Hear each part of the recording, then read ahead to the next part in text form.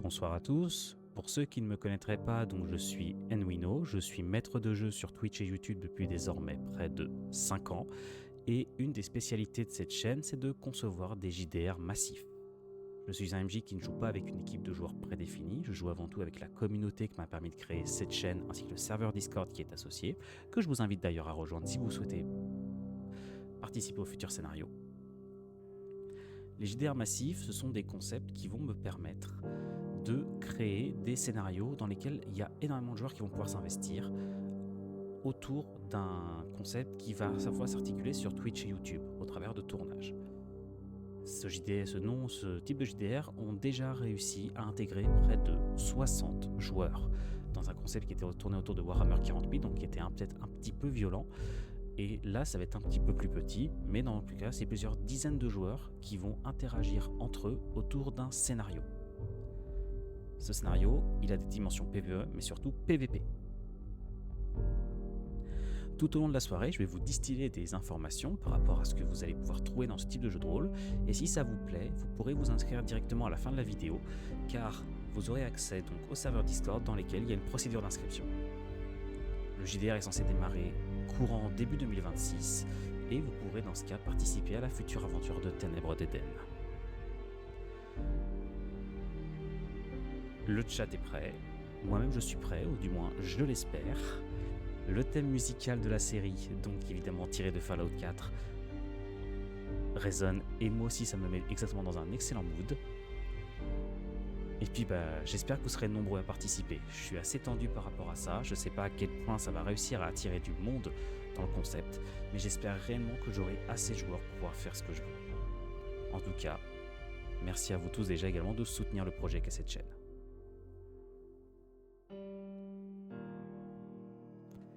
Les inscriptions, donc pour le chat, elles seront ouvertes à la fin du live.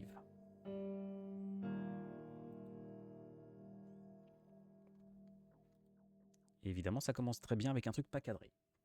Tout le monde connaît Nwino. Évidemment, donc je m'adresse avant tout aux viewers de YouTube. Nous sommes actuellement en direct sur Twitch. Et à l'heure actuelle, n'hésitez pas non plus à rejoindre cette partie-là, puisque c'est ici que se dérouleront les tournages en direct de la série, avant d'être postés plus tard en replay sur YouTube, en groupé avec d'autres formats. Bien. Messieurs, dames, permettez-moi de commencer cette présentation par peut-être une légère présentation de ce qu'est Ténèbres d'Éden, notamment pour tous ceux qui ne connaissent pas l'univers. Sachez déjà que c'est un concept qui a déjà connu 2 saisons, que vous pouvez retrouver en intégralité sur YouTube. Je précise une chose dès à présent, parce que c'est très important. Le visionnage des saisons précédentes n'est pas obligatoire pour participer. Il est peut-être conseillé si vous voulez connaître les références de l'univers, notamment parce que je sais d'ores et déjà que des anciens feront partie de ceux qui joueront, mais le JDR est également pensé pour permettre à des nouveaux de s'intégrer. Donc le visionnage n'est pas obligatoire. Sachez également que durant le mois qui précédera le début de la campagne, durant la phase où les joueurs commenceront à préparer leurs personnages ainsi que prendront connaissance des consignes des MJ, vous aurez accès également à un peu de doc, à des résumés des saisons précédentes, à du lore, etc. Et vous pourrez également me poser des questions à mes 2 co-auteurs qui sont B2P et Someone. Un grand merci à eux d'ailleurs parce qu'ils me sont d'une grande aide pour la préparation.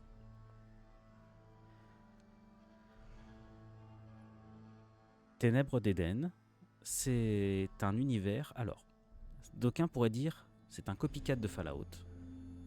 À ceci près que lorsque je l'ai écrit, donc voilà, il y a 5 ans, lorsque avec Serekai nous avions lancé la première série, je ne connaissais pas Fallout. J'y ai joué très tardivement. Et en fait, c'est uniquement après avoir joué notamment à Fallout 4 que je me suis rendu compte de la proximité des 2 univers. Donc dans cet univers-là, vous pourrez notamment retrouver des ghouls, même si ce ne sont pas vraiment les mêmes que dans Fallout. Vous pourrez retrouver une technologie bizarre aussi entre le futuriste et le médiéval. Vous pourrez retrouver des sortes de super mutants, quand même c'est pas tout à fait la même chose, mais ça y ressemble. Vous pourrez retrouver diverses créatures étranges et plein d'autres choses encore. Bref, les 2 univers sont assez proches déjà d'un point de vue visuel, d'un point de vue technologique et conceptuel. Mais ils n'ont pas la même base. Ténèbres d'Éden, c'est un univers dans lequel je vais tout bonnement vous proposer de jouer dans un univers où la nuit est votre principal ennemi. Ténèbres d'Éden, c'est un univers dans lequel le monde dans lequel vous vous trouvez, qui n'est pas la Terre, qui n'est pas notre monde à nous, a succombé à une attaque de ce qu'on appelle les ténébreux. Ces créatures, ce sont des ennemis de l'humanité, on peut les appeler comme ça, qui vont attaquer la nuit et transformer les êtres humains en ghouls. Les ghouls, ce sont des sortes de zombies contrôlés par ces créatures dont on ne connaît pas le dessin. On ne sait pas ce qu'elles veulent, on ne sait même pas si ce sont des animaux ou si elles sont intelligentes. Les ténébreux n'attaquent que la nuit et craignent la lumière. C'est pour cela que durant tous les jeux de rôle, la lumière est sans doute ce qu'il y a de plus important. C'est un peu moins présent dans la saison 2 parce que ce n'était pas le centre du sujet. Dans la saison 1, c'est vraiment les choses les plus importantes. Il y a bien d'autres dangers dans le monde, mais le principal, ce sont les hordes de ghouls, car il y en a des hordes qui rôdent dans ce monde. Les ténébreux donc craignent la lumière, et l'enjeu principal de cet univers, c'est de se protéger des attaques nocturnes, quand bien même, souvent les ténébreux enverront des hordes de ghouls pour submerger les défenseurs avant d'eux-mêmes se ruer pour la curer, et ainsi agrandir encore plus leur horde. Toute la série Ténèbres d'Éden s'articule autour d'une zone, d'une vallée, située dans le monde, que l'on appelle le Nouvel Éden. Donc vous retrouvez ici la carte, qui aura un peu changé pour la saison. Ça, c'est la carte de la saison 2. Messieurs, cette carte, cette carte elle représente donc la vallée du Nouvel Éden, qui s'articule lui-même autour du dôme de lumière. Il s'agit d'une sorte de havre de sécurité, de technologie au milieu d'un monde entièrement bouleversé. Il a été le cœur de la saison 1, dans lequel certains joueurs ont formé une caravane et ont tenté d'y aller. Cela a fini en une guerre civile totalement impitoyable qui a vu le dôme de lumière tomber, et on s'est rendu compte qu'à l'intérieur se trouvait une intelligence artificielle, laquelle aurait visiblement déclenché des bombes nucléaires lors de l'apocalypse afin de tenter d'éradiquer la menace des ténébreux. C'est ici qu'on va notamment retrouver, donc c'est dans cette vallée, c'est dans cet environnement que vont se dérouler la plupart des aventures de Ténèbres d'Éden, y compris de cette saison, bien entendu. Car c'est de cette région dont nous voulons conter l'histoire. C'est ici que vous avez eu nombre de personnages, plus ou moins iconiques, c'est ici que des rôles ont été assez importants, comme le Lord, comme le Baron, comme Andy. Bref, comme tous ces personnages que vous avez appris à voir, à aimer, comme Deborah et Andy, comme Cheng,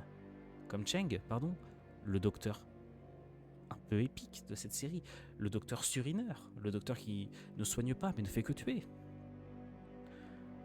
Bref, dans cette série, il se passe beaucoup de choses. Et là, nous n'en sommes qu'à la saison 1. Cette saison 1 qui a permis de poser les bases, qui a permis de poser les différentes factions, à savoir notamment le Dôme de Lumière, les récupérateurs, les gardes de citadelle, bref, les survivants, en règle générale.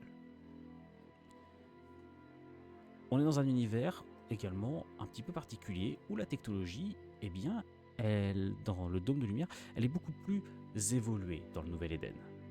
On a encore des aéronefs qui sont en état de voler, on est même au niveau des cyborgs, ou encore des androïdes de combat. Bref, on est à un endroit où la technologie la plus puissante issue de l'ancien monde côtoie les armes médiévales et la récupération du nouveau monde. La saison 2 a eu une autre logique. La saison 1 était partie du principe d'un groupe principal qui suit une trame, un fil rouge, et qui ensuite s'est dilué dans les aventures issues de plein d'autres personnages secondaires qui sont venus se greffer à l'histoire. La saison 2 est partie d'un principe qui a un peu moins bien marché, mais qui avait servi également de tentative, à savoir une trame beaucoup plus scénarisée, beaucoup moins improvisée, avec deux grands fils rouges, à savoir le Nouvel Éden et un groupe qui partait à l'extérieur. Cette saison 2, elle s'est articulée autour de l'attaque de celui que l'on a surnommé le Seigneur. Le Seigneur était le premier représentant des hommes ghouls. Alors, c'est là que je vais introduire quelque chose, c'est que dans cet univers, les ghouls sont censés tous être des humains lobotomisés, transformés par les ténébreux avant de mourir soit par mort violente due à un autre être humain, ou alors peut-être simplement de fatigue. Dans la saison 2, on voit apparaître les hommes ghouls et les immunisés. Les immunisés sont des humains qui vont résister au venin des ténébreux et qui vont voir leur corps évoluer. Ils vont devenir plus résistants, un peu plus stupides, néanmoins leur esprit va subir des mutations, mais ils vont se transformer. On les voit évoluer de plus en plus, et cela devient de plus en plus dangereux. Et c'est là que l'on voit les hommes ghouls arriver, dont le Seigneur, grand antagoniste de la saison 2, va être le meneur. Les hommes ghouls, ce sont des créatures, des immunisés qui ont encore évolué grâce à une technologie redécouverte dans les profondeurs des montagnes au sud du Nouvel-Éden. Un endroit où il semblerait que on ait trouvé des explications sur l'origine des ténébreux. Je n'en dis pas plus car peut-être que ces informations-là n'ont pas forcément besoin d'être divulguées au sein de ce live. Je ne souhaiterais pas spoiler des gens qui éventuellement voudraient avoir les dites informations. Ces hommes ghouls sont des sortes de super mutants de Fallout 40, de toute façon. Et le Seigneur en est une version encore plus puissante et énervée. Décidé à détruire le Nouvel-Éden car pour lui, symbole peut-être de tout ce qui dégoûtait dans l'ancien monde, ou peut-être simplement le considérant comme une menace pour ses futures ambitions, on n'a jamais vraiment su quelles étaient ses motivations, eh bien, le Seigneur a tenté d'attaquer le Nouvel-Éden alors que grâce à la technologie qu'il maîtrisait, il pouvait contrôler les ténébreux et à travers eux leur horde de ghouls. Voilà la chose la plus dangereuse. Ça a été encore une fois le théâtre de violentes batailles autour du Nouvel-Éden, puisqu'on a aussi pu découvrir plusieurs autres régions, autres royaumes, comme la Fosse. Big up à Lucan, qui a vu tout le monde lui passer dessus. Même si au final, le Seigneur a été vaincu et que le dôme de lumière s'est à nouveau redressé. Nous avions laissé ce Nouvel-Éden un peu comment pourrais-je dire, un peu sur le cul, si vous me passez cette expression, après autant d'affrontements et de guerres. Surtout qu'il y a eu une nouvelle guerre civile au cours de la série. Comme vous le voyez, alors j'ai essayé de faire une présentation peut-être assez succincte de l'univers. En tout cas, si dans le chat il y en a qui ont quelque chose à rajouter ou qui trouvent que je n'ai pas bien résumé, n'hésitez pas à le faire. J'ai essayé de spoiler le moins possible pour ceux qui voudraient remater les 2 saisons. Vous pouvez retrouver également sur ma chaîne sur YouTube. Il y a 2 playlists qui sont intégrales, même si je pense que c'est un peu vieilli par rapport à mon contenu actuel, notamment au niveau de la qualité du micro et de la caméra, également peut-être des visuels. Je m'excuserai de cela, même si c'était pas du tout l'élément principal de la série. Les joueurs restent à peu près du même calibre, à savoir ça reste des joueurs exceptionnels et du roleplay exceptionnel que nous avons eu à Ténèbres d'Éden dans les 2 saisons, je tiens à le préciser. Il revient plus de la masterisation pour moi et de l'écriture. Le fait est qu'à l'heure actuelle, comme le dit Larakin dans le chat, Larakin qui est l'un peut-être des grands joueurs de la saison 2 et l'un des grands joueurs de la fin de la saison 1, l'avenir de Nouvel-Éden il est très incertain, surtout que l'Apocalypse n'est pas prêt de lâcher prise. Si certes à la fin de la saison 2, les ténébreux ne sont plus vraiment les menaces qui sont, à mon avis, au devant de l'esprit des survivants, ils sont toujours là, et l'Apocalypse n'a peut-être pas encore envoyé toutes ces horreurs.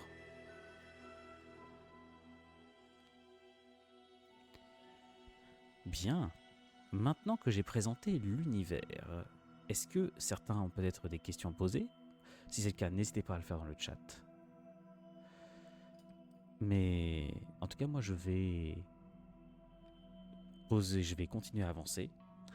Et si vous-même vous avez des questions sur YouTube, n'hésitez pas, ou alors sur le Discord directement.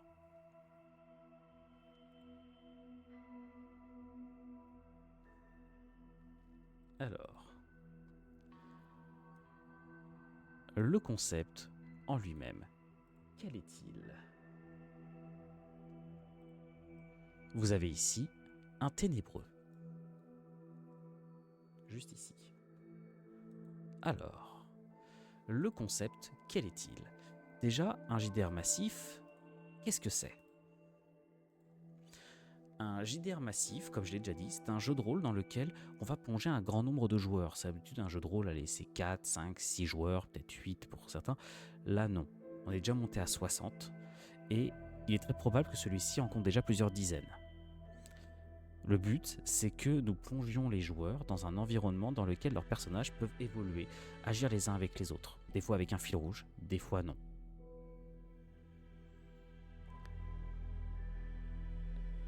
Nous ne sommes pas dans une logique PvE.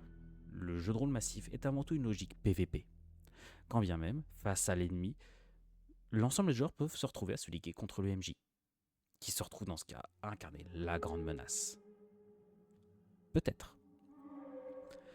Les JDR massifs sont parmi peut-être les concepts les plus aléatoires que j'ai pu masteriser. Il me faut une sacrée dose d'improvisation et l'aide de co-auteurs afin de pouvoir capter toutes les informations et essayer de conduire tout ceci en quelque chose de vraiment regardable. Je vous invite à regarder notamment Heresia et Forge, qui sont les 2 jeux de rôle massifs qui ont été faits sur 40K, si vous voulez voir un peu ce que ça donne dans un concept vraiment énervé.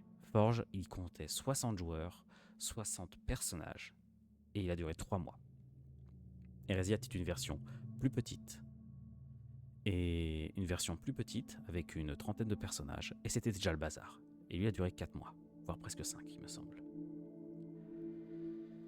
La particularité en plus sur cette chaîne, dans cette communauté, c'est que ceci tourne autour d'une production Twitch et YouTube. Si vous souhaitez vous y inscrire, eh bien, il faut le prendre en compte.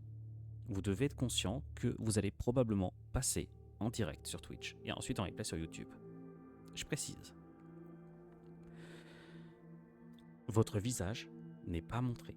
Je ne demande pas de caméra, je demande juste un micro et une voix. Vous êtes anonymisé via votre pseudo Discord et on ne sait pas qui vous êtes, bien entendu. Je suis le seul à montrer mon visage et je ne donne pas mon nom non plus. Il faut juste le prendre en compte. Le JDR massif, ça demande également un très gros investissement. Pour certains, au bout d'un moment, d'autres finissent par se dégager. Ce JDR-là et son concept sont censés le prendre un peu en compte et sont censés un peu faire le tri entre ceux qui ont des grosses dispos, ceux qui en ont moins, ceux qui ont envie de se surinvestir, ceux qui ont envie plutôt d'être plus aux abords de la chose. Voilà. Et première grande nouvelle à propos de ce jeu de rôle. Et dans ce cas, il me faut revenir un peu à la saison 1 pour aborder ça. La saison 1 tournait autour d'une caravane, d'un fil rouge autour d'une équipe de joueurs qui avait une mission, un objectif final pour la campagne. Et autour d'entre eux tournaient beaucoup de joueurs. Là, le choix a été fait de ne pas avoir d'équipe principale. Pourquoi ? Parce que on pense que c'est peut-être un moyen trop directif de faire ce qu'on veut. Il y aura certainement un fil rouge qui va émerger, mais on voudrait voir d'où il va venir. On va avoir un scénario déclencheur, on va avoir des éléments qui vont se lancer. Mais, après cela, qui sait ?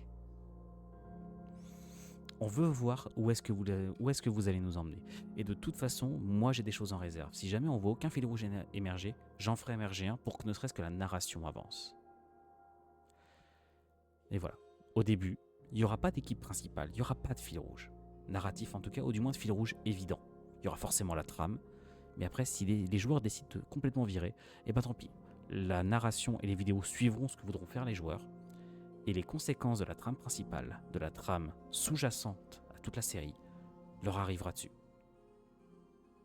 Je précise, Ténèbres d'Éden, ça a quasiment toujours été le scénario, le jeu de rôle où j'ai été le plus énervé vis-à-vis de mes joueurs, où j'ai été le plus sans pitié vis-à-vis les erreurs et les conséquences. Et je vais continuer dans cette logique. Dans un JDR comme Heresia notamment, dans un JDR comme Heresia, j'ai été extrêmement gentil. J'ai beaucoup protégé les joueurs de leurs erreurs et je n'ai pas surexploité ce que je voyais. Comme notamment erreur de narration, d'interprétation. Et malheureusement, malheureusement, là, je vais pas le faire. Ténèbres d'Éden n'est pas un univers dans lequel je vais vouloir me retenir. Ténèbres d'Éden, l'univers et le système de jeu sont volontairement faits pour être extrêmement énervés. Mais ça, j'en reparle donc juste après parce que c'est quelque chose qu'il faut prendre très en compte. Donc si on n'a pas d'équipe principale, la narration va se centrer sur de multiples personnages à de multiples niveaux. En fait, on va voir qui sort un peu du lot et ensuite on formera des équipes et qui pourront se former et se déformer en fonction des évolutions qu'il y aura. On veut une aventure à taille humaine avec un retrait à l'écran des personnages à haute responsabilité. Et ça, c'est extrêmement important. Par exemple, dans Forge, c'était ce qu'on voulait. À savoir que Forge, pour ceux qui ne l'ont pas vu, c'était un concept dans lequel on balançait 60 joueurs dans une guerre de Warhammer 40 000 dans les différents camps.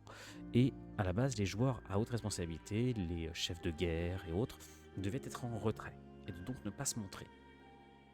Au final, ils ont pris une place beaucoup trop importante dans la narration, ce qui a un peu caché le truc et ça a plus donné lieu à des imbroglios géopolitiques plutôt qu'à une vraie guerre où on aurait pu développer les personnages des soldats, les escouades qui jouent en groupe, etc. Ça a un peu été mon gros regret dans Forge. Hérésia a un peu rattrapé ça.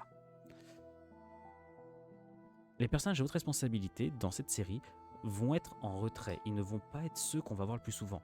Ils vont retrouver, on aimerait bien leur redonner l'aura qu'ils avaient dans Ténèbres d'Éden saison 1, à savoir des auras qui sont au-dessus des gens, dont on a peur, qui ont un vrai pouvoir, et dont on ne voit leur puissance qu'au travers des conséquences de leurs choix et de leurs actions. Et à chaque fois, ils n'interviennent pas directement, sauf dans des cas exceptionnels, bien entendu, pour la narration. Voilà.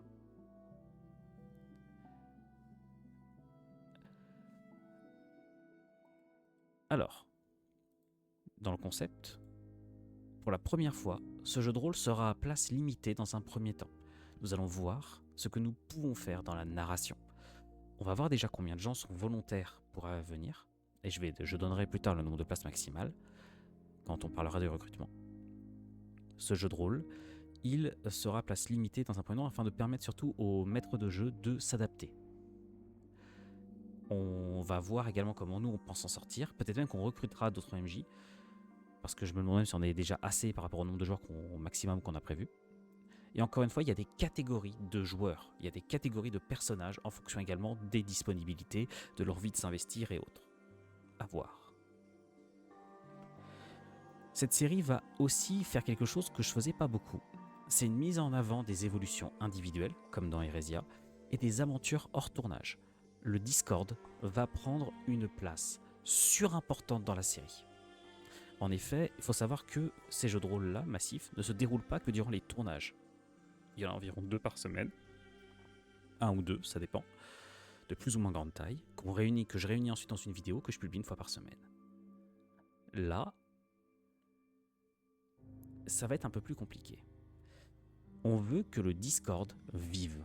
On veut que le Discord vive. On veut que le Discord soit moteur de l'évolution des personnages. En arrière-plan. Et ce qui devra ensuite, pour moi, se retranscrire dans les tournages. On veut vraiment qu'on sente que les personnages qui sont en tournage sont des joueurs qui incarnent leurs personnages depuis un petit bout de temps, qui ne viennent pas à peine de les prendre en main. On veut que lorsque vous jouiez avec nous, lorsque vous êtes avec moi en tournage, on veut que vous ayez votre personnage en main, que vous ayez un passif avec lui. Que vous ayez déjà eu des interactions avec tel ou tel joueur. C'est pas grave. On veut que vous puissiez par exemple vanner un autre joueur en lui rappelant quelque chose parce que 2 jours avant sur Discord, vous avez fait une bagarre dans un bar. Et vous vous êtes soudés à ce moment-là. Dans ce cas, vous pouvez vous lancer des vannes. Ah, pourquoi t'as telle blessure? Parce que, ah oui, mais ok, parce que j'ai vécu ça avec lui. Ah oui, c'est vrai. Et puis ça nous a soudés comme des frères de sang. Ou alors ce joueur-là, je le déteste. Enfin, son personnage-là, pardon, pas le joueur. À chaque fois, n'oubliez pas de différencier le personnage du joueur. C'est déjà arrivé que ça pose des problèmes. Ce personnage-là, je le déteste. Pourquoi? Parce qu'il a trahi le mien dans telle ou telle situation sur le Discord, etc. Bref, on veut quelque chose de plus profond dans la narration. On veut que vous vous imprégniez plus de votre personnage. Possible d'avoir des conséquences importantes à cause du Discord. Style mort. Oui. Ciel mortel, voilà Elrakin, justement, le fait est que là également, il y aura plus de joueurs concernés. Elrakin, il y aura plus de joueurs concernés, il y aura plus de MJ, certainement. On va certainement recruter encore plus dans l'équipe de masterisation. Et on va encore plus également se concentrer sur autre chose, à savoir la gestion du Discord. On a mis vraiment de vraies règles et surtout on va limiter les temps d'échange. Et comme je l'ai déjà dit, le système de jeu, on va revenir un peu à mes amours de Ténèbres d'Éden, à savoir le D20. système de jeu difficile et sans pitié. Je vais y aller comme un sagouin au niveau des ennemis, au niveau de la difficulté des jets de dés. Ce jeu de rôle, il n'est pas un peu comme Warhammer 40 000, on peut faire un peu ce qu'on veut, il y a la magie et tout. Ce jeu de rôle-là, il se veut réaliste. Il n'y a personne qui est overboosté. À part des personnages très spécifiques, à part des personnages dans des conditions extrêmes, il n'y a personne qui est surhumain. Ou qui est plutôt un dieu. Il n'y a personne qui va pouvoir exploser les stats. Vous êtes des humains, vous êtes des hommes ghouls. Donc dans ce cas, si vous êtes un homme ghoul, vous êtes très fort, mais vous avez d'autres limitations à côté. Bref, il n'y aura personne qui sera surcheaté. Personne. C'est-à-dire, on va limiter le temps d'échange, Mad Max. On va le limiter afin de permettre à tout le monde d'être un peu à l'aise avec ça.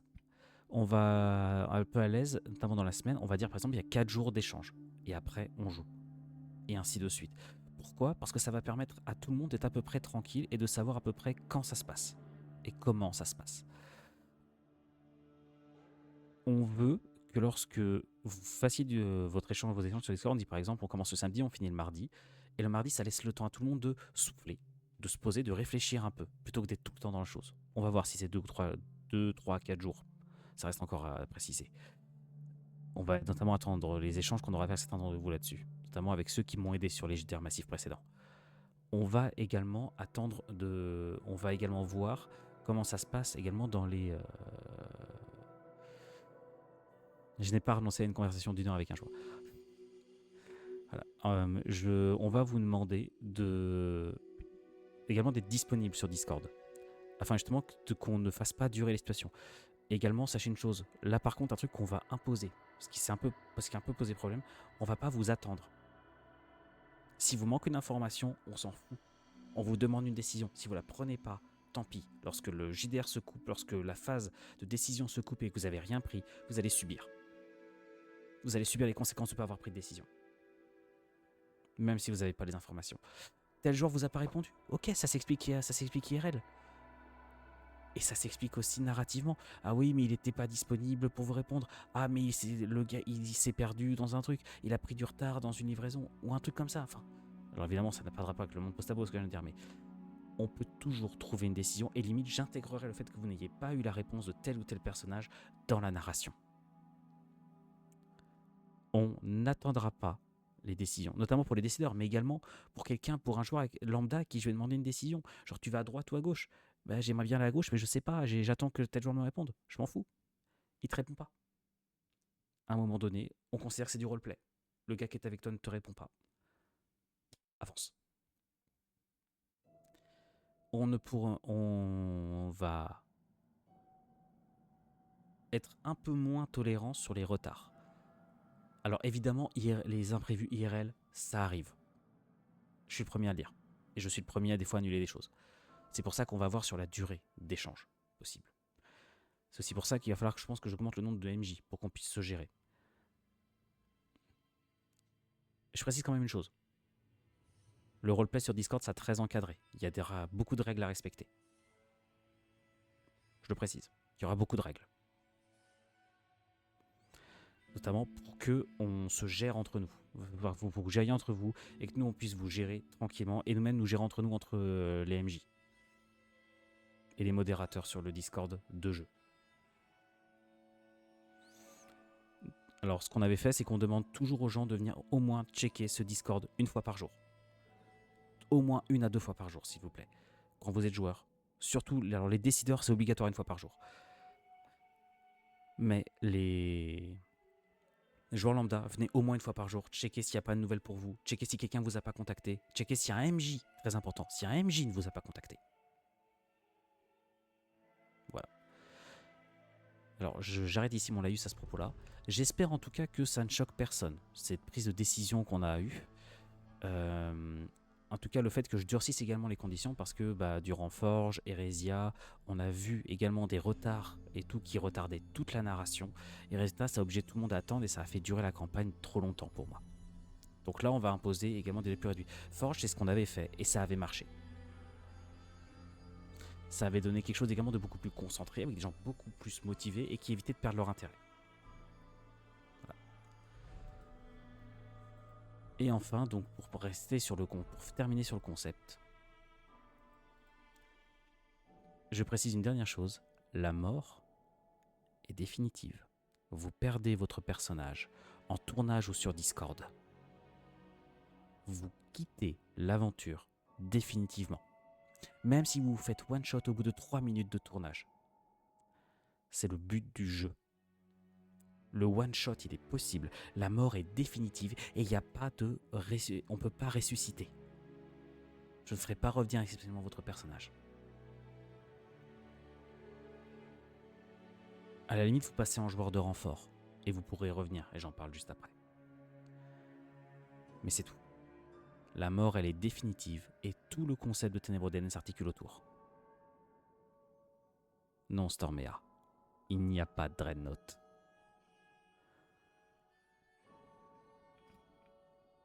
Est-ce qu'il y a des questions? Est-ce que vous me trouvez trop dur par rapport aux consignes sur Discord? Faut pas hésiter à me le dire. Mais c'est également l'expérience des choses suivantes. Pour moi, il faut que la narration, elle avance. Salut Zan, un grand plaisir et j'espère que tu seras de retour dans Ténèbres d'Eden. Ça me ferait très plaisir de t'avoir à nouveau en joueur. Est-ce que vous me trouvez trop dur par rapport au Discord? Mais pour moi, c'est extrêmement important de mettre les points sur les i parce que je ne l'avais pas fait durant les JDR précédents et on a un peu subi ça avec les maîtres de jeu.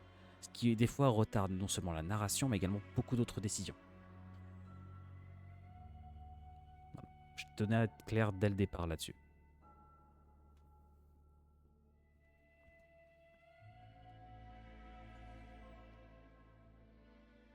Voilà. Donc s'il y a des nouveaux, ne vous inquiétez pas, hein, ce n'est pas... Ne vous inquiétez pas, hein, s'il y a des nouveaux qui veulent nous rejoindre, je ne suis pas un MJ méchant. C'est juste que là, d'habitude, je ne cadrais pas assez. Là, je vais juste donner un vrai cadre au jeu. Par contre, ne vous inquiétez pas, je pense qu'on ne peut pas dire de moi que je suis un MJ méchant. Voire même, je suis tendance à être trop gentil. Même quand je dis que je vais le mettre méchant. Et après, mes jets de dés me font paraître encore plus gentil. Quand est-ce qu'un personnage meurt? Quand il est oublié. Et ben la majorité des personnages de Ténèbres d'Eden ne sont pas oubliés dans les plus iconiques. Je dois avouer que je me souviendrai probablement toujours d'Andy et Deborah. Et de Cheng. Ces trois personnages-là, je les oublierai probablement jamais. Ayez peur de ces jets de dés, c'est moi qui ai peur de mes jets de dés, B2P. Donc voilà. Voilà déjà un premier point sur le concept que sera cette nouvelle saison. Et je vais maintenant passer directement au concept même des personnages de cette nouvelle série. Le Baron d'Acier était un des personnages marquants de la saison, mais il n'en reviendra pas. Alors, nous avons décidé, avec B2P et Someone, de diviser les personnages jouables en plusieurs catégories très précises. On va commencer assez vite et nous allons commencer par les personnages parmi les plus importants, les personnages décisionnaires. Alors, les personnages décisionnaires sont réservés à des joueurs d'élite et souvent alors, un nouveau peut l'intégrer si j'ai une bonne impression avec lui et si on discute bien ensemble. Les personnages décisionnaires, ce sont pas des joueurs ordinaires. Ça va être les joueurs, notamment les hauts chefs de faction, ça va être les joueurs qui vont être en retrait durant toute la campagne. Ils auront assez peu de vraies interactions en tournage. Lorsque vous arrivez en tournage en direct avec moi et que vous êtes un personnage décisionnaire, vous avez votre mise en scène, vous avez votre aura, vous aurez travaillé avant. Vous êtes par exemple un chef de guerre, vous êtes le chef du dôme, vous êtes, je sais pas moi, le chef des récupérateurs. Vous êtes quelqu'un qui a un grand pouvoir décisionnel sur toute la série. À une grande échelle, sur des dizaines de joueurs. Vous êtes un personnage qu'on ne voit pas à l'écran. Vous êtes un personnage à qui on parle sur Discord et uniquement peut-être certains joueurs. Vous êtes un personnage qui prend des décisions. En fait, vous êtes quasiment un co-MJ. Vous prenez des décisions en lien directement avec le maître du jeu afin de fixer le cadre dans lequel se tourne la série. Vous prenez les décisions à partir duquel se dresse la situation dans laquelle vont devoir évoluer les joueurs lambda. Vous êtes extrêmement important. Donc quand vous proposerez pour être personnage décisionnaire, quand vous proposerez pour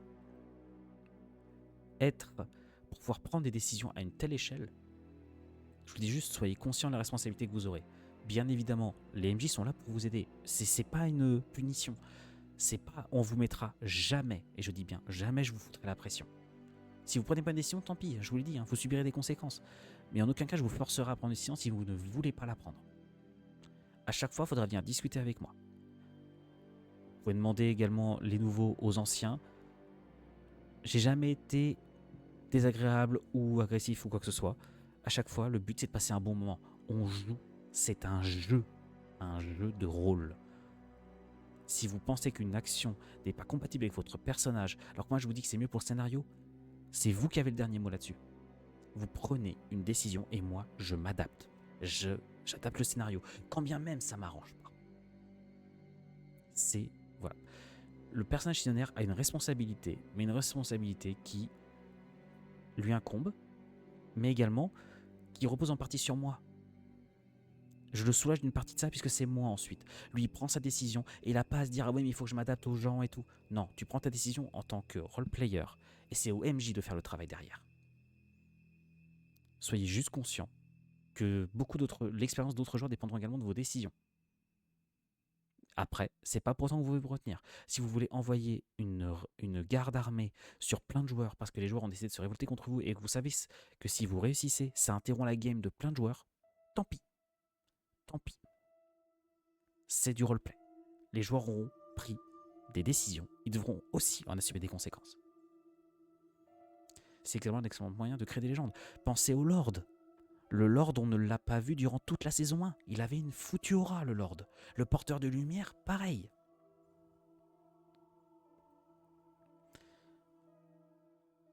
Et c'est pas pour autant qu'ils n'ont pas joué. Hazard avec le Lord, il a joué durant toute la campagne. Durant la saison 1. C'est juste qu'on ne l'a pas vu. Et pourtant, ça a été l'un des joueurs les plus actifs de la série. Voilà. Comme le dit Stormea, le but c'est de jouer au passage. Faire avancer la narration, pas de gagner. Le but, c'est de raconter une bonne histoire, comme dit Larakin. Le but, c'est qu'à la fin de la série, on soit tous contents. Et les personnages décisionnaires sont là pour aider à fixer le cadre de cette série. C'est le plus important. Ils ont un rôle extrêmement important, mais ça reste un rôle également dans lequel eux doivent s'éclater. Ils ne doivent pas laisser la responsabilité étouffer leur plaisir de jeu. Et ça, j'insisterai toujours dessus. Toujours. Ensuite, nous aurons, donc le nom me fait toujours un peu rire, les personnages à responsabilité limitée. Là, ici, on va retrouver un peu les chefs de faction mineurs qui ne pourront pas prendre des décisions à une très grande échelle. On va retrouver les seconds des personnages décisionnaires. On va retrouver leurs bras droits. On va retrouver des petits chefs de guerre locaux. On va retrouver des chefs de gang. On va retrouver des marchands. On va retrouver des entrepreneurs. N'importe quoi. On va retrouver un peu ce genre de personnes-là. Eux, ils auront des responsabilités et limite, eux, ils pourront interagir avec les joueurs lambda. Et ça, c'est extrêmement important. En fait, c'est un peu ceux qu'on verra le plus, les responsables qu'on verra le plus. Bonsoir Véli, ça fait très longtemps et ça me fait plaisir de te voir. Voilà. Les personnages à responsabilité limitée, c'est un peu les chefs qu'on verra le plus souvent. C'est ceux qui devront assumer les conséquences des actions de leurs supérieurs. Voilà, c'est un peu des managers pour dire t'as fait terriblement RH. C'est juste que ça me faisait beaucoup rire d'utiliser cette formulation. Ça, j'ai pas trop besoin d'en dire plus. C'est un peu ce type de personnages-là qui devront prendre des décisions à échelle locale, semi-limitée, qui auront quand même pas mal de responsabilités sur les épaules parce qu'ils devront faire le pont entre les décisionnaires et les joueurs de plus bas niveau, mais ce sont également parmi les joueurs les plus sollicités. Ensuite, nous aurons les joueurs. Donc voilà, je me suis pas fait chier pour le nom. Les joueurs, c'est la grande majorité d'entre vous. Ce sont les joueurs d'Ilambda. Des joueurs qui n'ont pas de responsabilité, un placement de base dans l'aventure et qu'après, on laissera libre. Avec potentiellement quelques consignes de début, et ensuite on verra ce que vous faites. Vous pouvez former des groupes, les défaire, vous pouvez bouger de région, vous pouvez interagir avec tel ou tel personnage. Vous pouvez vous faire des ennemis à mort, vous pouvez intégrer une faction, vous pouvez, mourir sans que ça ait un impact sur l'histoire. L'impact que vous aurez sur la série dépendra de vos choix, de votre roleplay. Vous êtes ceux avec le moins de responsabilité au départ, et vous êtes ceux avec potentiellement le plus d'impact à long terme. Ce n'est pas parce qu'au début vous n'êtes pas un chef de faction que vous ne pouvez pas transformer l'univers de Ténèbres d'Éden en profondeur. Et je tiens à insister dessus. notre plus grand plaisir avec les MJ, ça serait que ce soit l'un d'entre vous qui arrive au sommet, qui devienne l'un des personnages émergents du fil rouge, et que ce soit peut-être l'un des personnages joueurs de base qui devienne l'un des grands héros de la saison 3. Sans forcément qu'il y ait encore une révolte et Rakin, il y en a une à chaque fois. Voilà. Voilà ce que j'ai à dire. Sachez également une chose. Les joueurs sont parmi ceux qui ont la plus grande liberté en termes de création de personnages, bien évidemment. Parce que vous n'avez pas, vous aurez votre lore en particulier, puis ensuite on vous laissera vous amuser dedans. Ensuite, on va passer dans les joueurs PNJ. Alors, ces joueurs-là ne sont pas comptés dans la limitation de joueurs. Et ces rôles-là ne seront débloqués que si on dépasse la limitation de rôle qu'on s'est fixé. Les PNJ, ce sont les joueurs qui n'auront pas de rôle de base dans l'aventure. Ce sont des joueurs qui resteront en réserve et qui, eux, par contre, interagiront avec le MJ, notamment si j'ai besoin d'un personnage pour développer un peu une session, se mettre en face d'un groupe de joueurs et interpréter un rôle plus ou moins important.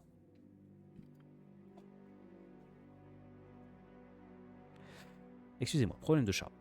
Le fait est que les PNJ vont également avoir un rôle important puisqu'ils doivent s'intégrer dans le lore. Ils n'ont pas trop de liberté de création de personnages, bien évidemment, puisqu'ils ont des personnages plutôt utilitaires.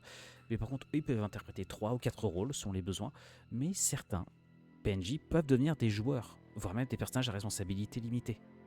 Peut-être pas des personnages décisionnaires. Les PNJ sont des personnages qui vont me servir moi à développer l'univers. Et des fois juste, si par exemple j'ai pas envie d'interpréter tel ou tel PNJ, je me dis, oh tiens, je vais confier ça à un joueur en réserve. Et comme ça développe l'univers, ça donne à un joueur qui a juste envie de s'amuser la possibilité de venir jouer. Et voilà. Alors, c'est pas forcément le plus excitant, mais notamment, ce genre de rôle s'adresse à ceux qui ont assez peu de disponibilité, qui ont quand même envie de s'intégrer à l'univers et juste de venir s'amuser une fois ou deux. Voilà. Et enfin, donc on va avoir ce que j'appelle les joueurs de renfort, qui se mélangent vraiment un peu avec les PNJ.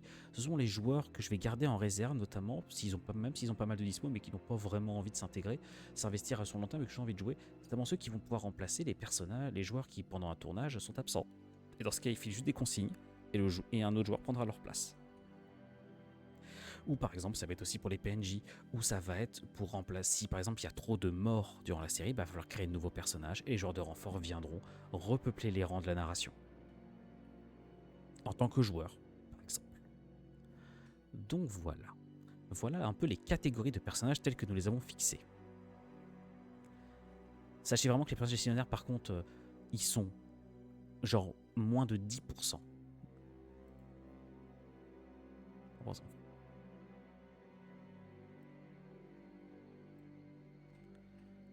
Alors, qui peut s'inscrire ? C'est là, je pense, peut-être un peu ce que les gens attendent également, c'est qui peut s'inscrire à ce jeu de rôle. J'espère être assez clair, n'hésitez pas à me dire si jamais je bafouille, je m'exprime mal ou si ça vous casse les pieds de m'écouter. Alors, l'information est donnée et c'est la suivante. Le début des inscriptions se fera dès la fin du live. Ça se fera directement sur le Discord et j'activerai la chose dès le départ. Même si je check depuis tout à l'heure, je vérifie que personne n'est en train de faire le petit malin. Avec des rôles dédiés, des salons dédiés et un véritable protocole d'inscription avec un questionnaire à remplir que Somois nous a évidemment fait. Si jamais il y a le moindre problème avec, n'hésitez pas à me le dire, on réglera ça dès demain. Normalement, il sera disponible dès ce soir. Alors, je mets juste pas toutes les... Donc voilà. Hop. Pourquoi est-ce que ça ne veut pas ? Parfait. Roll20, j'ai une nouvelle version de Roll20 et le problème est qu'elle n'est pas giga fiable. Sachez donc que si vous êtes plus nombreux que les rôles qui sont disponibles, on sera obligé de faire une sélection. J'essaierai de mettre à peu près autant de nouveaux que d'anciens, de vétérans que d'inconnus du jeu de rôle, de l'univers de Ténèbres d'Éden. On essaiera également de varier parmi les gens qui sont souvent là. Il y a également, par contre, il y a peut-être des anciens à qui j'ai très envie de jouer, que je ferai une place d'office, bien évidemment. Ça reste des gars avec qui j'ai envie de jouer. Mais c'est aussi le fait est que j'ai envie d'intégrer des nouveaux dans la communauté. Donc n'hésitez surtout pas à postuler. Et même si vous arrivez après que nous ayons déjà commencé à faire une sélection, vous pourrez rejoindre les joueurs de renfort. On ne sait pas, peut-être qu'on rajoutera des rôles. Si jamais on se rend compte que c'est bien et qu'on peut continuer à pousser pour accroître la narration, accroître l'utilité, n'hésitez pas. C'est jamais perdu de s'inscrire. Et nous, ça nous fera plaisir d'en compter parmi nous. Cette communauté, cette chaîne, elle se base sur le fait que vous pouvez rejoindre les scénarios que je fais. Le but, c'est pas toujours jouer avec mes potes.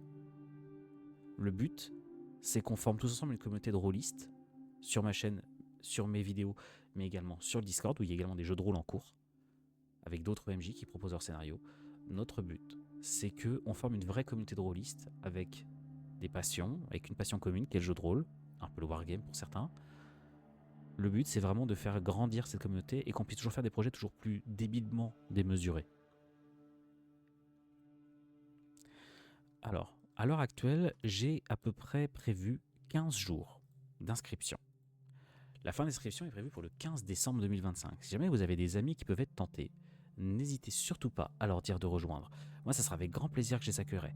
Par contre, précisez-leur bien tout ce que je vais vous dire, tout ce que j'ai déjà dit précédemment, tout ce que je vais vous dire par la suite. Et n'oubliez pas également une chose, c'est que vous pourrez peut-être pas jouer avec vos potes. C'est pas le but.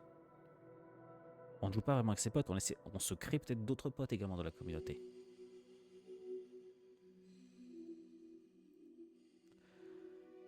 Nous acceptons les débutants dans le jeu de rôle. On leur confiera peut-être pas de poste à responsabilité, mais on accepte bien évidemment les débutants.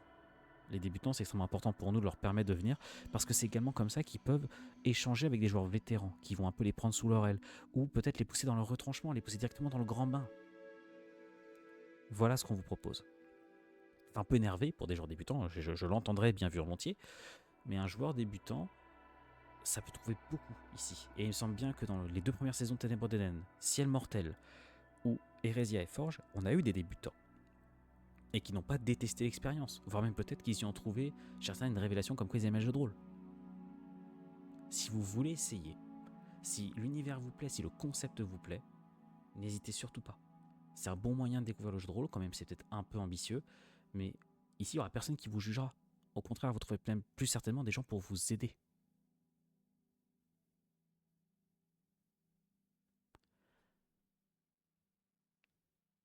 Par contre, si on accepte les débutants, nous n'acceptons pas les mineurs.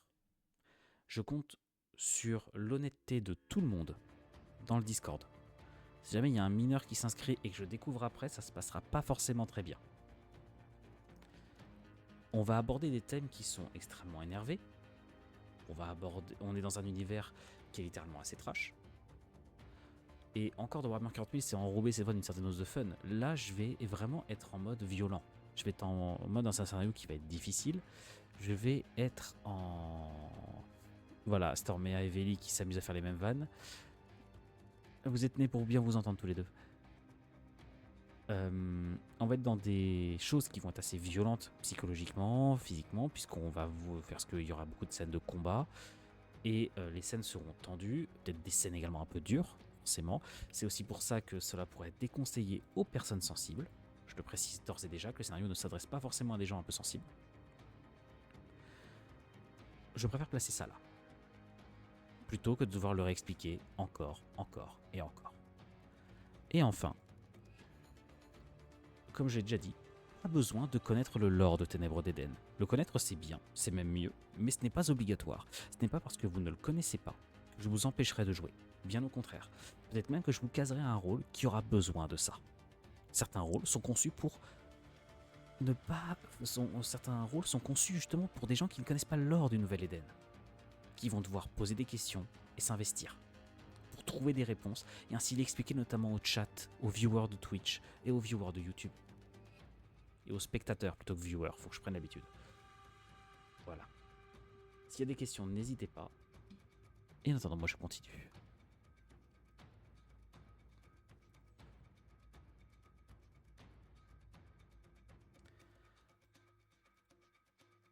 Alors, quelques petits éléments à savoir, même si je pense que j'en ai déjà dit la grande majorité.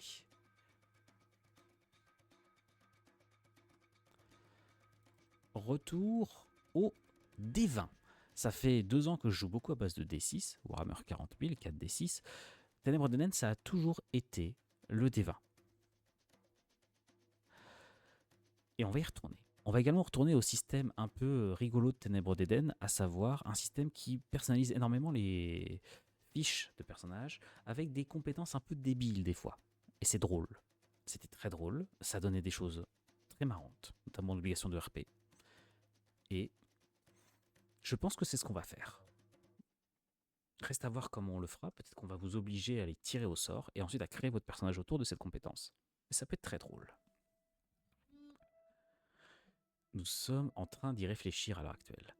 Alors, en parlant des personnages, ils seront majoritairement créés par les joueurs. Nous, on vous fournit le cadre, on vous fournit une ou deux consignes, peut-être une compétence à partir de laquelle partir, et vous les créerez en grande majorité. Vous allez faire les compétences du moment que vous êtes limité, du moment que vous êtes réaliste. Donc vous vous basez sur ce que nous, on vous propose. Voilà. Moi, c'est ce que je vous propose. Alors, il y aura quelques exceptions qui sont justifiées narrativement, notamment pour les joueurs PNJ ou les joueurs décisionnaires. Les joueurs décisionnaires vont peut-être être les moins libres de créer. Normal, ils vont avoir besoin, quant à eux, de s'imbriquer dans un rôle, dans un moule, duquel pourra se découler toute l'histoire de la série, ainsi que les décisions qu'ils pourront prendre. Bien évidemment, on aura besoin de ça. Même si, bien évidemment, leurs suggestions seront les bienvenues pour améliorer le moule dans lequel on essaiera de les placer. Le but n'est pas de les coincer dans un roleplay dont ils ne veulent pas.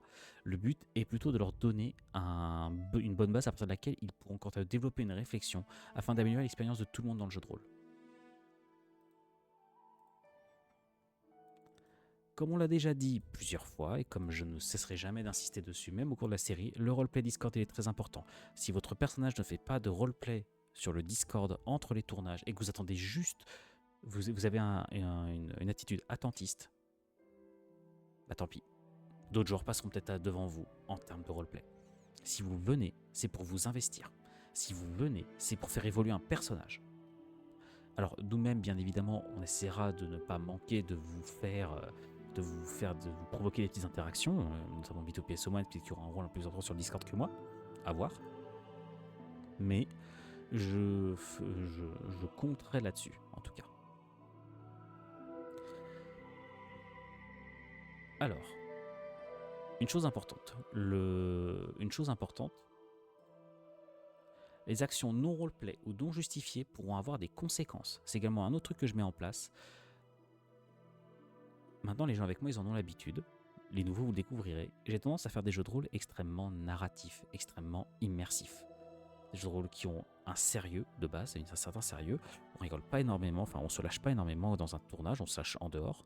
Le but, c'est de faire de l'immersion et une narration la plus propre possible. Quand bien même, le but, c'est de s'amuser. Mais, en tout cas, dites-moi dans le chat, parmi les habitués, si jamais vous trouvez ça désagréable. Mais le fait est que lorsque vous venez avec moi pour jouer, vous vous plongez dans votre personnage. Le scénario exige qu'on en rit, enfin, invite au rire. Et ben on en rira tous ensemble, et ça sera drôle. Et bien évidemment, les éclats de rire spontanés et tout sont tout à fait encouragés. J'en ai rien à faire. Du moment que lorsqu'il y a une belle scène, lorsqu'il y a une ambiance, on essaie de pas la casser. Le fait est que je veux qu'on respecte l'ambiance. Et avant tout, je veux qu'on respecte le roleplay. C'est extrêmement important, surtout quand vous êtes aussi nombreux. Un joueur qui prendra des actes, qui prendra juste des décisions pour casser les pieds des autres, juste parce que c'est marrant, ou parce que oh j'ai envie de ça et puis basta. Ok, c'est donc justifié avec le roleplay de ton personnage, c'est donc justifié par son rôle, c'est donc justifié par tes échanges avec les autres joueurs. Ah mais j'ai envie de tuer ce mec parce que c'est rigolo et puis parce que ça fait une bonne scène de bar. Non, c'est pas comme ça que ça marche. Désolé encore une fois si ça peut rebuter certaines personnes, mais ici le but c'est de faire une action la plus propre possible. Vous jouez un personnage dans un univers avec des codes et des règles. On n'est pas dans du Donjon et Dragon, comme le Donjon et Dragon c'est super fun. On est dans Ténèbres d'Éden, on est dans un univers qui a ses règles et qui va exiger un certain roleplay de vous. On est là pour jouer ensemble, et si tous les autres joueurs jouent sérieux et que vous d'un côté vous jouez en mode juste fun, alors sérieux ne veut pas dire non fun, je le précise. Ici, on joue en mode sérieux et on joue pas uniquement pour le fun, on joue pour le plaisir d'écrire une bonne histoire. Mais si vous jouez uniquement pour juste vous amuser vous et vous en foutez du plaisir des autres qui sont là pour écrire une histoire à peu près sérieuse, développer un personnage avec lequel ils développeront un certain attachement, plus profond que peut-être le personnage de jeu de rôle qu'on oubliera après la session de Donjons et Dragons, Je dis pas que c'est le cas à chaque fois, bien entendu. Ne te fais pas dire ce que je n'ai pas dit. J'aime beaucoup Donjons et Dragons. On pourra avoir des conséquences.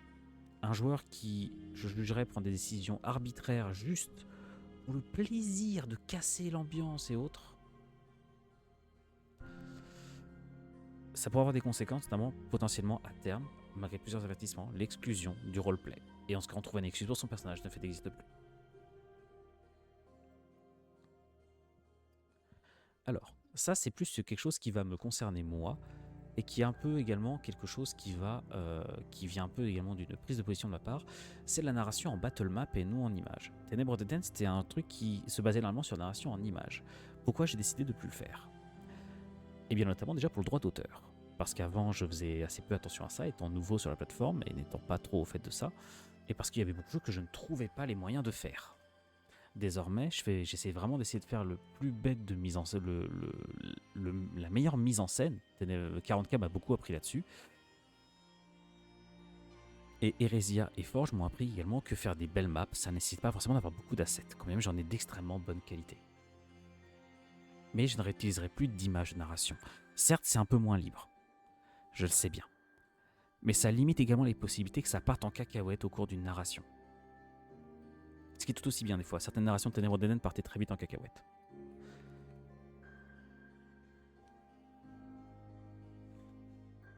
Donc les battle maps seront en théorie le moyen principal de narration.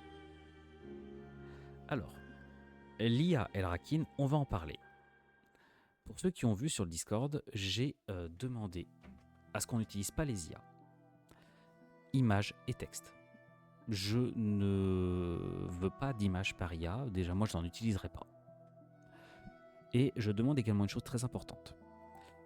Je citerai pas de nom ni quoi que ce soit, parce que j'ai pas vraiment mes preuves, mais je sais, et on me l'a fait remarquer, que durant certaines narrations qu'on a faites au cours des 2 dernières années, il y a eu des utilisations d'IA générative au niveau du texte et du roleplay, des échanges que j'ai vu passer.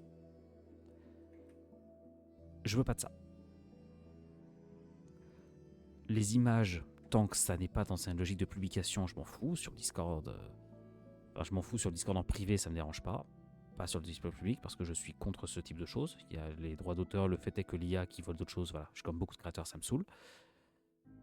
Et ce qui me hérisse le poil, c'est le fait de se servir d'une IA pour écrire de la narration, pour écrire du roleplay textuel, à publier sur Discord face à d'autres joueurs humains qui se cassent les pieds à vous écrire un texte personnel, qui vont mettre du temps à écrire, qui vont mettre du temps à personnaliser, et dans lequel ils vont mettre de l'intention.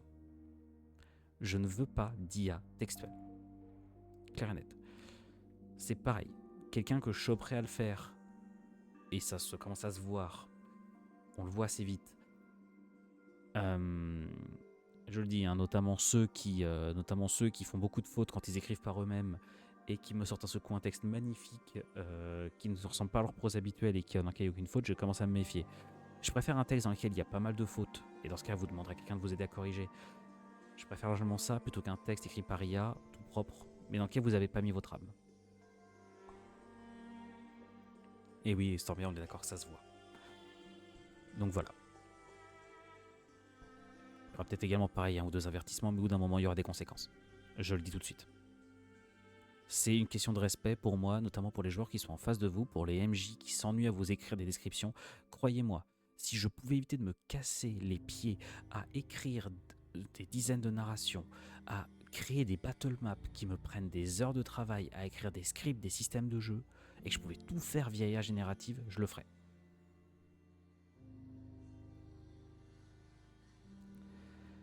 Littéralement, les IA, ça me sauverait la vie, et je suis contre.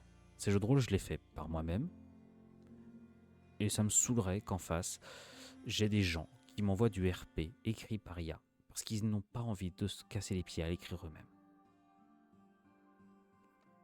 Je tenais juste à faire ce point, parce que pour moi c'est important.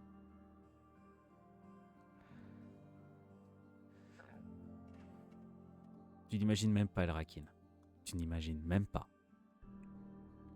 Les pavés Elrakin, c'est extrêmement important pour moi. Je préfère littéralement que vous m'écriviez un pavé avec quelques fautes, mais dans lequel vous avez mis votre âme, dans lequel vous avez mis du plaisir à écrire. Et dans ce cas, ça vous développe votre personnage, votre roleplay, votre attachement à votre personnage. Parce qu'au moins, quand je le lis, j'ai l'impression de m'adresser à vous et au personnage. J'ai l'impression en fait, je vais le lire avec votre voix, je vais le lire ce texte, en imaginant que c'est votre personnage qui me parle. Et dans ce cas également, moi, je vais plus m'immerger dans ma narration. Et ça, pour moi, ce sera essentiel. Donc je le dis, IA, c'est non.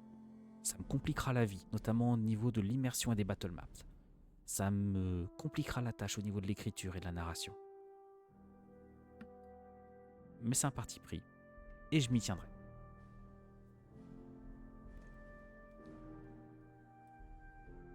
Alors, au niveau des places, la limite actuelle, elle est fixée à 30 places.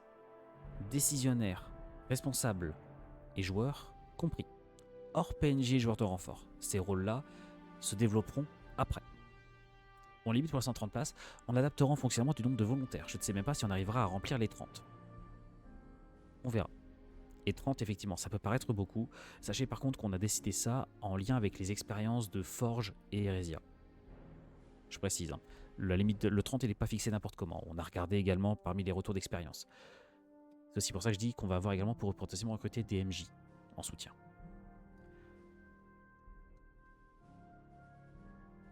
Je rappelle, date d'inscription, dernier délai, 15 décembre 2025. On avait tapé la 60aine de joueurs à Forge. Il faut savoir que Forge, on avait décidé avec Mio qu'il nous fallait 20 joueurs, 30 dans l'idéal pour lancer la campagne. Dès le premier soir, en 2 heures, il y avait 40 personnes d'inscrits. Je n'ai jamais vu ça, littéralement. Je ne m'y attendais pas. Et à la fin, et genre 3 jours après, il y en avait 60. On avait rempli le maximum acceptable de joueurs en 3 jours. On avait quasi 3 semaines d'inscription.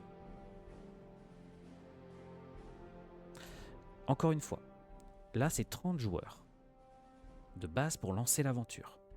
Et encore, on la lancera même si on n'a que 10. Mais, très important,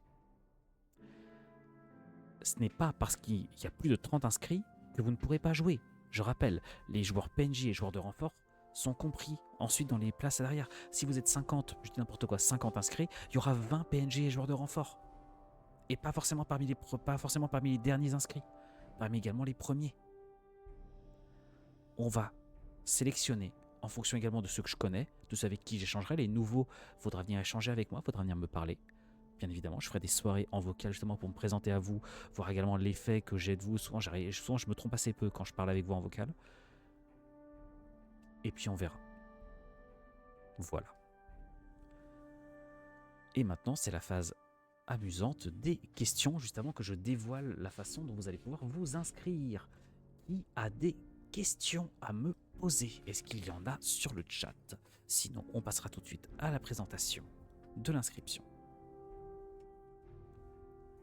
Ceux qui se sont inscrits précédemment doivent se réinscrire. Oui, Ludo. J'ai retenu vos noms, je les ai notés.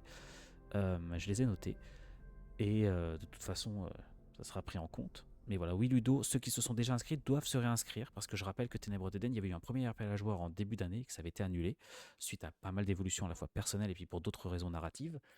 Parce qu'on a refait le concept. Donc oui, si vous êtes inscrit en début d'année, vos noms sont déjà notés dans un tableur à part et je comparerai. Mais vous pouvez revenir vous inscrire. Parce qu'en plus, il y a d'autres choses qu'on doit. Il va falloir refaire la procédure d'inscription. Y a-t-il d'autres questions? Profitez-en. Perso, j'ai parti une live. Je te ferai un retour. Ok. Mais ok, not week. Y a pas de souci. Alors oui, j'en précise, le temps que je fasse ça. Également, les questions de la gestion Discord seront assez claires. Faudra, comme pour Forge, tout passer par des fils de discussion privés et ne pas contacter les MJ par MP. À chaque fois, c'est comme sur Discord, je veux pas être spammé de MP. Parce qu'après mes MP ne ressemblent plus à rien. Forge, le premier soir de jeu, j'avais genre 140 MP dans ma bonne 140 MP en attente. Soit beaucoup trop. Tous les messages liés à un jeu de rôle passent par le serveur. À part s'il y a une urgence, bien évidemment, j'accepte les MP si vraiment il y a un problème. Et voilà. Dois-je considérer du silence qu'il y a sur le chat qu'il n'y aura pas de questions? Et dans ce cas, ça veut dire que j'ai été extrêmement clair, sauf que je vous ai quelques-uns quand même à regarder. Est-ce que je considère que c'est bon? Les MPMJ sur ce genre de projet, c'est la mort assurée. Tout à fait, Notwick. Et c'est le truc qui avait vraiment posé problème. J'espère avoir été suffisamment succinct dans ma présentation, suffisamment peut-être clair. Excusez-moi si j'ai bafouillé par moment. Je suis un peu rouillé, ça fait presque un mois que je n'ai pas tourné. Enfin, ça fait 2 bonnes semaines et je tournerai pas avant un mois. C'est tout bon, parfait, c'est très clair. Eh bien, avec grand plaisir. Et alors, si rien que ceux qui sont sur le chat vous revenez, ce sera avec un immense plaisir en tout cas que je vous réaccueillerai à bord de ce jeu de rôle parce que ça me ferait très plaisir de jouer avec nombre d'entre vous.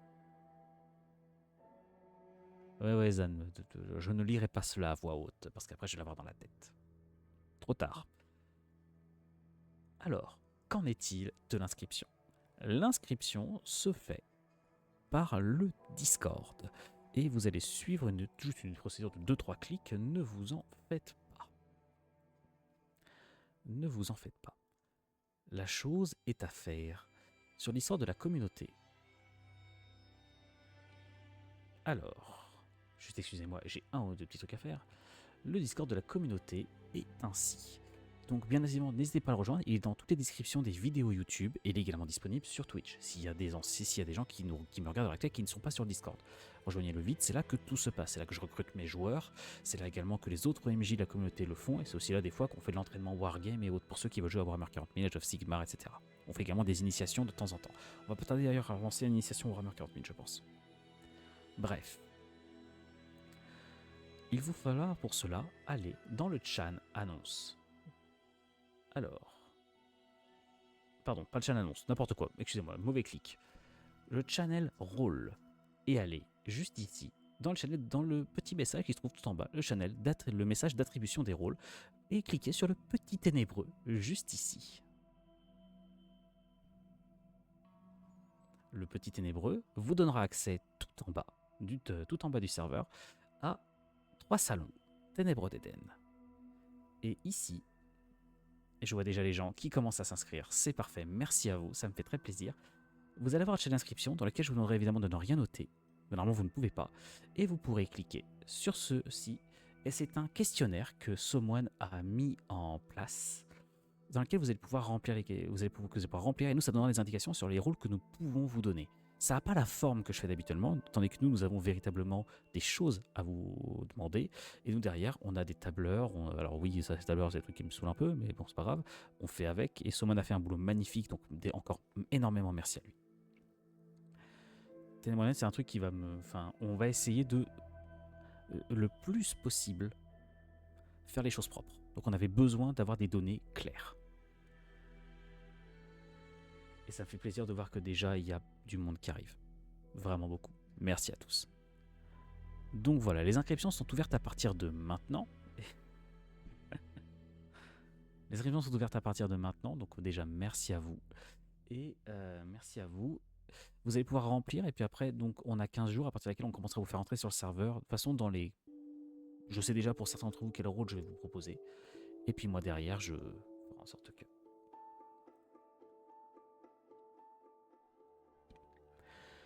Comme j'ai déjà dit, si vous êtes nouveau sur la communauté, rejoignez-nous, vous rejoignez le Discord, vous prenez le rôle en question, ainsi que tout ce que vous voulez sur le serveur.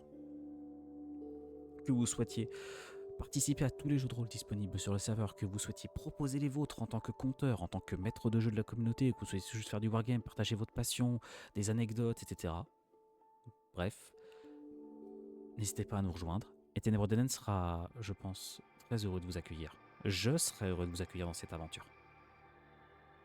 Elle a besoin de joueurs, je vais pas mentir. Mais surtout, on a besoin de gens passionnés qui sont prêts à s'investir. On a besoin de gens qui ont envie de vivre une aventure avec d'autres gens. Ténébreux d'Eden, ça a toujours été une ambiance particulière sur cette chaîne, dans laquelle je trouve que c'est bien plus personnel que Warhammer 40 000. Ça a certes beaucoup de liens avec Fallout, pas voulu encore une fois, je le précise. Mais avant tout, c'est un univers qui a beaucoup de choses personnelles pour moi. C'est un univers dans lequel j'ai vécu des choses très fortes, personnelles. J'espère que certains joueurs aussi. Et puis, bah voilà, c'est tout ce que j'avais à vous dire ce soir. Donc, je vais mettre fin à l'enregistrement. Je vais juste rester encore 1 ou 2 minutes en live. Je vais publier la vidéo sur YouTube à suivre et j'espère que vous serez nombreux à nous rejoindre. Encore une fois, même s'il y a plus d'inscrits que de places, c'est pas une raison pour ne pas s'inscrire, car il y aura toujours besoin de monde, il y aura toujours besoin de PNJ et de genres de renforts. Croyez-moi, il y en aura vraiment besoin. Et puis en attendant moi, je vais vous souhaiter une bonne soirée et je vous dis à la prochaine. Salut tout le monde.